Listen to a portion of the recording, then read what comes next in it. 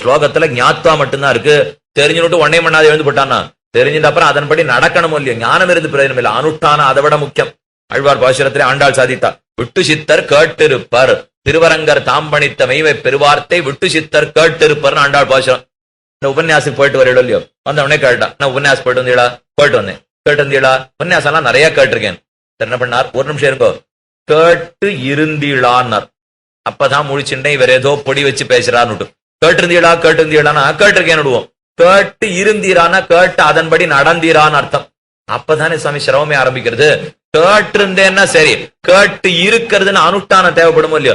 ஞாத்வானா தெரிஞ்சுன்னு பிரயோஜனம் இல்லை, ஞாத்வா அதுக்கப்புறம் அனுஷ்டித்து தெரிய வேண்டும், அனுஷ்டிக்க வேண்டும். மோக்ஷசே அசுபாத், அசுபத்திலிருந்து விடுபடலாம். கிங் கர்ம கிம் அகர்மேதி, கர்மாங்கிற கர்மயோகம், அகர்மானா கர்மயோகத்துக்குள்ளே அடங்கி இருக்கிற ஞானம். இந்த ரெண்டும் தெரிஞ்சுக்கிறது ரொம்ப முக்கியம். ஏன்னா இப்ப எங்க இருக்கும், பிரசங்காது ஸ்வஸ்வபாவோக்தி கர்மணஹா அகர்மதா, கர்மயோகத்துக்குள்ள இருக்கிற ஞானத்தை பத்தி தெரிவிக்க போறான். கர்மயோகத்திலே ஞானமும் அடங்கினது. எதை பத்தின ஞானம்? நான் என்ன கர்மாவை பண்ணாலும் சரி, ஞானமே இல்லாத செய்ய முடியுமா? இப்ப பெருமாளுக்கு திருவாராதனம் பண்ணணும்னு ஆரம்பிச்சேன். நான் அடு புஷ்பமா சாத்திட்டு இருக்கேன், சந்தனமா சாத்திட்டு இருக்கேன், ஆர்க்கியமா கொடுத்துட்டு இருக்கேன். ஆனா அவனுக்கு நான் அடிமைன்னே ஒத்துக்கல, அவனுக்கு கைங்கரியம் பண்றேனே ஒத்துக்கல, இதனால அவனுக்கு ஆனந்தம்னே ஒத்துக்கல. ஜீவாத்மாவுக்கு சேஷபூதன் கைங்கரியம் பண்றதுதான் ஸ்வரூபம்னு ஒத்துக்கல. ஒண்ணும் பண்ணல. 100 ரூபாய்க்கு புஷ்பம் அழிந்தேன், 2000 ரூபாய்க்கு சந்திரம் அழிந்தேன், எல்லாம் அழிந்தேன், பிரயோஜனம் இல்லை. இப்போ ஞானம் முக்கியமான சொல்லியோ. இந்த ஆத்மா அவனுக்கு அடிமைங்கிற ஞானத்தோட கர்மயோகம் முக்கியம். அப்ப கர்மயோகத்தை தெரிஞ்சுக்கணும். அதுக்கு எது சிரமமான பாகம் தெரியுமா? அதற்குள்ள அடங்கி இருக்கிற ஞானம், ஆத்ம யாதாத்மிக் ஞானம். இப்ப கண்ணன் சொல்ல போறது, உனக்கு கர்மயோகத்தை சொல்லுகிறேன், ஆத்ம யாதாத்ம ஞானத்தை உள்ளடக்கி கொண்டிருக்கிற கர்மயோகத்தை தெரிவிக்கிறேன். கிங் கர்மா கிம் அகர்மேதி கவயோப்யத்ர மோகிதாக தத்தே கர்ம பிரவக்ஷ்யாமி யஜ்ஞாத்வா மோக்ஷசே அசுபாத். சம்சாரத்திலிருந்து நீ விடுபடலாம். கர்மணோக்கியபி போத்தவ்யம். ஏன் கட்டம்னு சொல்றான். இப்போ இது கவிகள் பெரிய ஞானிகளுக்கு கூட கட்டம் நான் இல்லையோ. ஏன் கட்டம்னு கேட்டான் அர்ஜுனன். கர்மணோக்கியபி போத்தவ்யம், கர்மயோகத்தை தெரிஞ்சுக்கிறதே கட்டம், அதனுடைய ஸ்வரூபமே கட்டம். போத்தவ்யஞ்ச விகர்மணஹா, அதுவும் ஒரு கர்மாவா இருந்தா தேவல அர்ஜுனா, விவிதம் கர்மா. எத்தனை கர்மா தெரியுமோ? காலங்கார்த்தால சந்தியாவந்தனத்திலேருந்து ஆரம்பிச்சியானா ராத்திரி வரைக்கும் பஞ்சகால பாராயணம் 1000 சொல்லி வச்சிருக்கேன் கர்மாவே. அது ரொம்ப இருக்கும் இல்லையோ, அதனாலையும் தெரிஞ்சுக்கிறது கட்டம். அதுக்கு மேலே அகர்மணச்ச போத்தவ்யம், அந்த கர்மாவுக்குள்ள இருக்கிற அகர்மாங்கிற ஞானம், அதையும் தெரிஞ்சுக்கணும். அப்ப கர்மானா கர்மயோகம், விகர்மானா வெவ்வேறு விதமான கர்மா, அகர்மானா அதுல அடங்கி இருக்கிற ஞானம். இந்த 3 பெரிய விஷயத்தை தெரிஞ்சுக்க வேண்டியிருக்கோம் இல்லையோ. அதனாலதான் மயங்கர அர்ஜுனா எல்லாரும் அகர்மணச்ச போத்தவ்யம் கஹனா கர்மணோ கதி. இந்த கர்மயோகத்தினுடைய கதி நடைமுறை இருக்கே, கஹனா மிகவும் ஆழமானது, சுலபத்துல புரிஞ்சுட முடியாது. என்ன பீடிக்க வச்சுட்டான் கண்ணன். இனி மேற்கொண்டு கர்மயோகம் என்னங்கிறத சொல்லி அழகா 4வது அத்தியாயத்தை முடிவர செய்கிறான். நாளைக்கு முக்கியமா கர்மயோகம் என்ன, ஞானத்தை உள்ளடக்கி கொண்டிருக்கிற கர்மயோகம் என்ன, கர்மயோகத்தின வெவ்வேறு வழி, நம்மால எப்படி உலகத்துல கர்மயோகத்தை அனுஷ்டிக்க முடியும். இத்தனையும் கேட்டு எழுந்து போய் லாபம் இல்லை. என்னால கர்மயோகத்தை பண்ண முடியுமாங்கிறது முக்கியம் இல்லையோ. இப்போ எதற்காக பண்றோங்கிற கேள்விக்கு அப்புறம் பதில் வரட்டும். கர்மயோகத்தை முதல்ல அனுஷ்டிக்க முடியுமா? முடியும். ஒரு 13-14 விதமா பிரிச்சுட்டான். இதுல எதை பண்ணாலும் கர்மயோகத்தை அனுஷ்டிக்கிறதா தான் அர்த்தம். நம்மால முடியற பல விஷயத்த கண்ணன் சொல்ல போறான். ஏன்னா கீதை கேட்க ஆரம்பிச்சிலேருந்தே எல்லார் மனசுலயும் ஒரே ஒரு சந்தேகம் இருக்கும், எப்படியும் முடியாதத்தான் சொல்லிட்டு இருக்கான், கேட்டுட்டு போடுவோம் இப்படிங்கிறது இருக்கும். நாளைக்கு அது கிடையாது. நம்மால முடியக்கூடிய ஒரு விஷயத்தை சொல்ல போகிறான். என்னான்னு கேட்கறதுக்கு நாளை சாயங்காலம் கோட்டியாரை வரும்படி பிரார்த்திக்கிறேன். நாளைக்கு சாயங்காலத்தோட இந்த இடத்துல உபன்யாச தொடர் முடிவடையும், 4வது அத்தியாயம் முடிவடையும். நாளை மறுநாள்ல இருந்து அகோவில் மட்டத்திலே விஷ்ணு சஹஸ்ரநாம அத்தியாயம் ஒரு 5 நாட்கள், 16, 17, 18, 19, 20. கண்ணன் சொன்னதை இப்ப கேட்டுட்டீர்கள். கண்ணனை பத்தி சொன்னதை அப்புறம் கேளுங்க. ஏன்னா கண்ணன் சொன்னதுங்கிறது இது கீதை சொன்னது, கண்ணனை பத்தி பீஷ்மாச்சாரியர் சொன்னது தானே அது.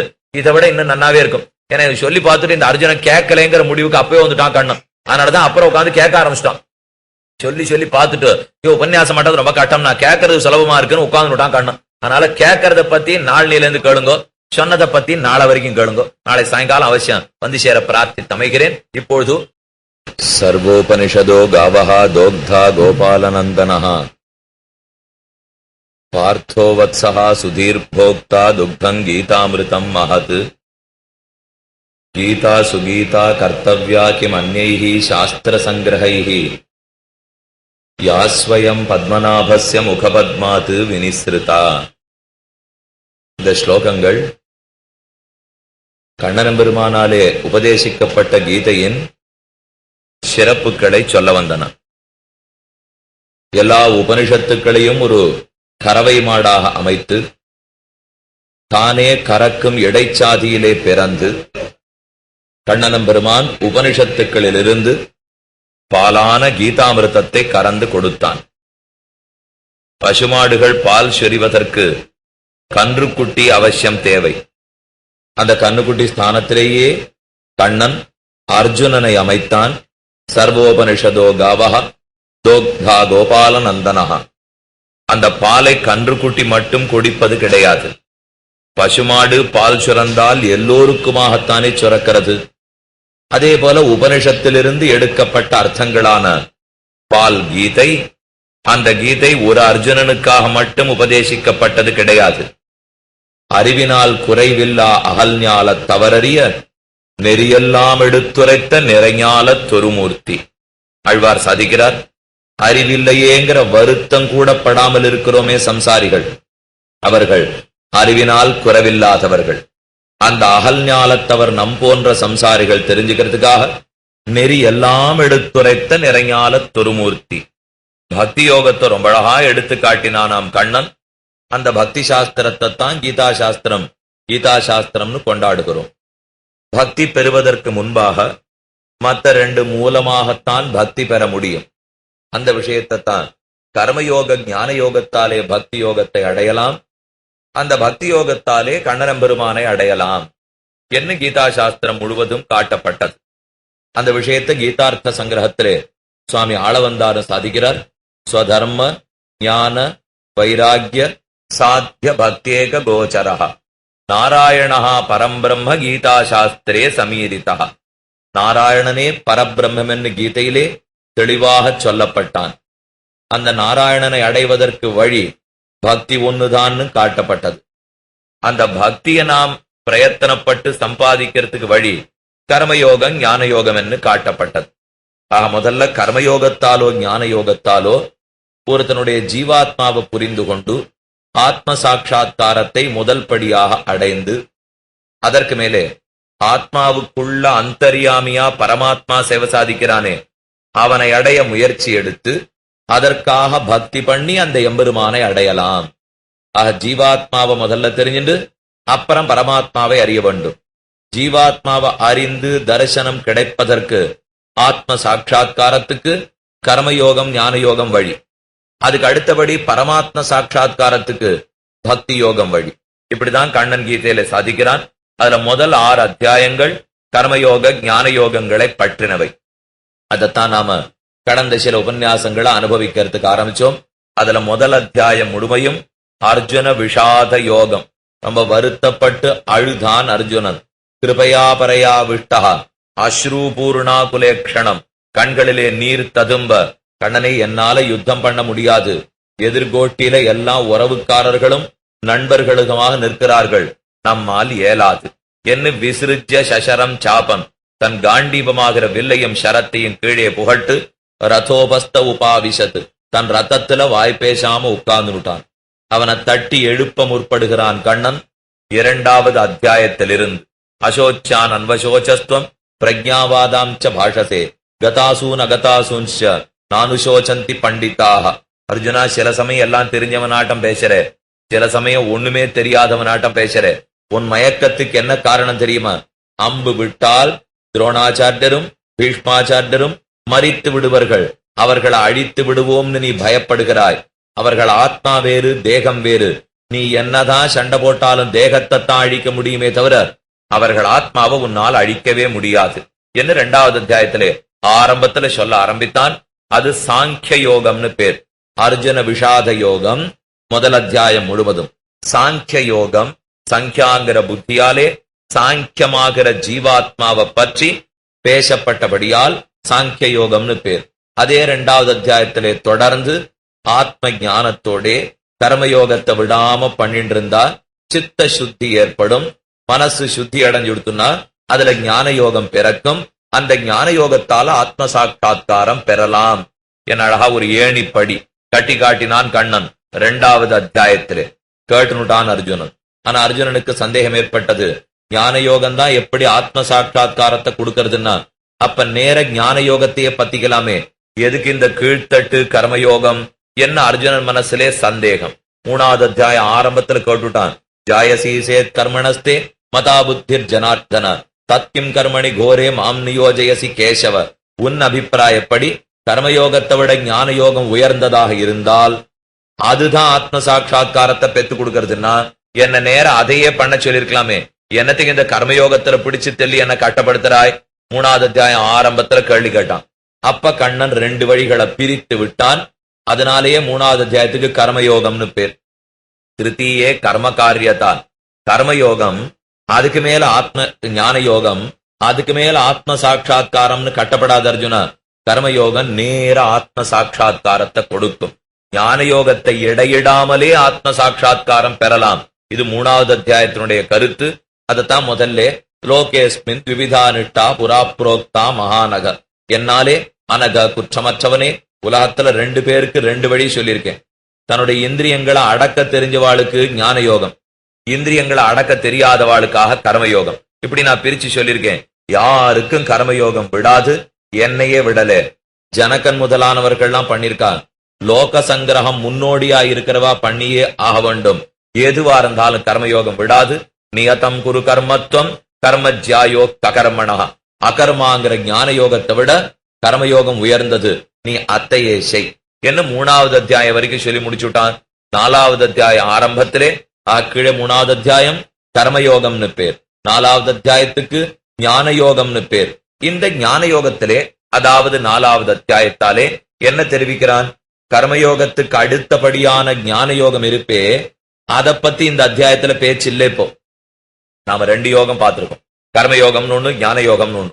கர்மயோகத்தை பத்தி இப்ப சொல்லிட்டு வரானோ இல்லையோ, அதுக்கு மேல அடுத்தபடியான ஞான யோகத்தை பத்தி சொல்றான் போல் இருக்கு நமக்கு தோணும். அதல்ல 4வது அத்தியாயத்தினுடைய பொருள். பின்ன ஞான யோகம்னு ஏன் பேர் வந்தது தெரியுமா? கர்மயோகத்துக்குள்ளே ஒரு ஞானம் கிடக்கும்.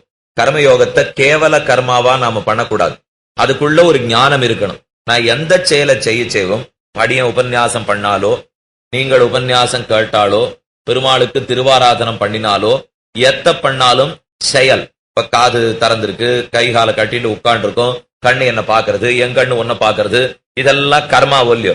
இந்த கர்மா மட்டும் பெரிது பிரயோஜனம் இல்லை, அதை கேட்க கேட்க ஒரு ஞானம் வளரணும் இல்லையோ.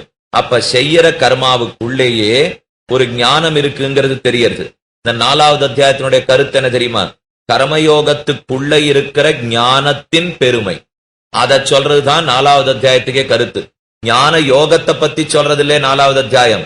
கர்மயோகத்துக்குள்ளேயே ஞானம் இருக்கும் இல்லையோ, கர்மயோகத்தை ஞானாகாரமாக பார், இதை சொல்லுகிறான் அர்ஜுனன் 4வது அத்தியாயத்தாலே. கண்ணன் அர்ஜுனனுக்கு தெரிவிக்கிறான். இதுல சந்தேகம் வரும், அப்ப கர்மயோகத்துக்குள்ள ஞானமும் உண்டா, ஞான யோகமும் உண்டான்னு நினைச்சுடாதீங்க. கர்மயோகத்துக்குள்ள ஞானமும் உண்டா? ஞான யோகம்னா ஆத்ம சாட்சா்காரத்துக்கு வழி, ஞானம்னா ஆத்மாவை பத்தின ஞானம். கர்மயோகத்தை ஆத்ம ஞானம் இல்லாத பண்ணிவிடவே முடியாது. அப்ப கர்மயோகத்துக்குள்ள ஒரு ஞானம் இருக்கும் இல்லையோ, அந்த ஞானம் ரொம்ப வசந்ததுங்கிறது தான் 4வது அத்தியாயத்தினுடைய கருத்து. அதனாலதான் இந்த அத்தியாயத்துக்கே ஞான யோகம்னே பேர். கர்மயோகம்னு 3வது அத்தியாயத்துக்கு பேர், ஞான யோகம்னு இந்த அத்தியாயத்துக்கு பேர். அந்த கர்மயோகத்தை போல இந்த ஞான யோகம் நினைச்சு விடாதீங்க. அந்த கர்மயோகம் ஆத்ம சாட்சா்காரத்துக்கு வழி. இந்த ஞானம் அந்த கர்மயோகத்துக்குள்ள அடங்கி இருக்கிற நான் பெருமானுக்கு அடிமை, நான் சேஷபூதன், நான் ஜீவாத்மா, நான் தேகத்தை காட்டிலும் வசந்தவன் பண்றதுனால ஆத்ம சாட்சா்காரம் கிடைக்கும். இந்த ஞானம் தான் கர்மயோகத்துக்குள்ளே அடங்கி இருக்கிற ஞானம். அதைத்தான் 4வது அத்தியாயத்தாலே கண்ணன் தெரிவிக்கிறான். அந்த அத்தியாயத்தை ஆரம்பிச்சோம். 4வது அத்தியாயம் என்னன்னு தொடங்கிட்டு, பிரசங்காத்து ஸ்வஸ்வபாவோக்திகி கர்மணஹா அகர்மதா அஸ்யச பேதாக. இதெல்லாம் பிரசங்காத்து ஸ்வஸ்வபாவோக்தி. முதல்ல கண்ணன் சொல்ல ஆரம்பிச்சுட்டான் தங்கதையே. எதனால தன்னுடைய அவதார ரகசியத்தை பத்தி கண்ணனுக்கு சொல்ல வேண்டிய தேவை, அதை நல்லா விவரித்து நேத்திக்கு நாம இந்த கோட்டியிலே அனுபவிச்சுள்ளோம். அர்ஜுனனுக்கு சந்தேகம் வந்தது.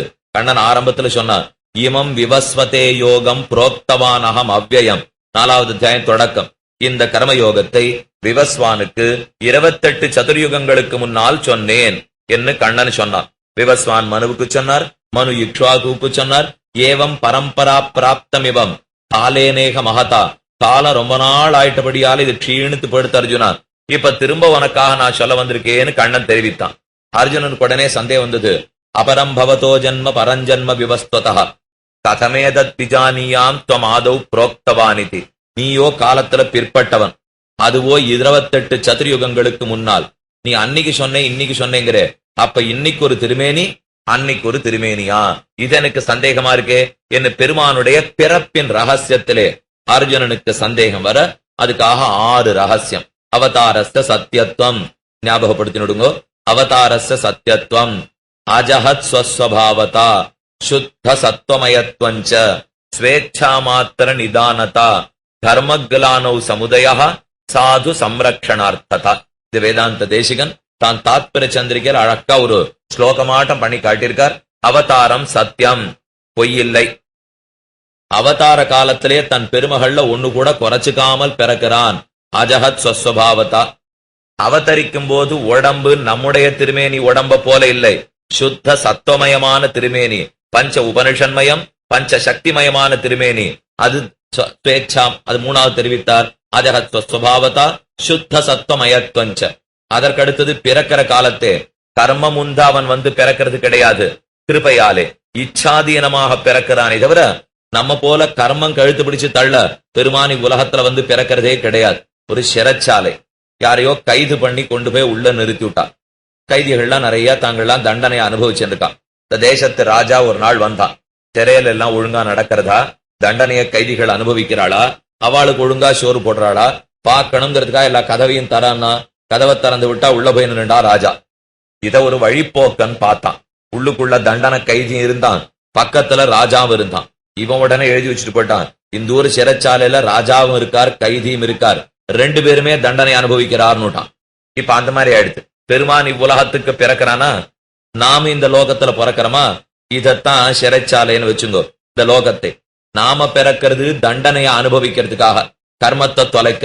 பெருமான் பிறக்கிறது இவன் ஒழுங்கா தொலைக்கிறானான்னு மேற்பார்வை பாக்குறதுக்காக. இது அவன் பிறந்தது. நாம என்ன சொல்லிட்டோம்னா 2 பேரும் பிறக்கிறோ இல்லையோ பிறந்தது தான். என்ன இந்த ராஜாவையும் கைதியும் சொல்றாப்புல அவனை நாம சொல்லிட முடியுமா? அதனாலதான் பிறப்பது கர்மாதீனமாக பிறப்பது கிடையாது, இச்சாதீனமாக பிறக்கிறான். இது 4வது அர்த்தம்.